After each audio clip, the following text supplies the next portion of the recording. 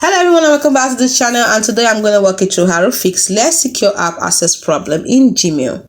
To fix this problem in Gmail, the first thing you need to do is enable two-step verification. This is the first solution.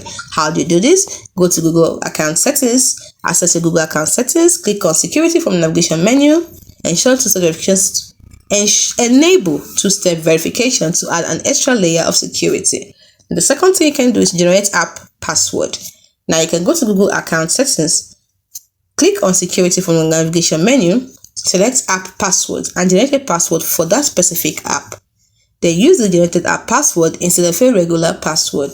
The next solution you can take is to update the app or the device. Ensure your app or device is updated to the latest version and verify your connection is secured HTTPS.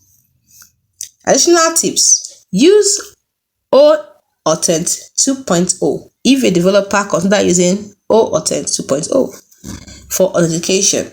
Review account activity regularly to detect any suspicious behavior, and if the issue persists, consider contacting Google support or the app developer for further assistance. Hope you found this video helpful. Do not forget to like and subscribe to the channel for more. Thanks for watching. See you in the next video. Bye for now.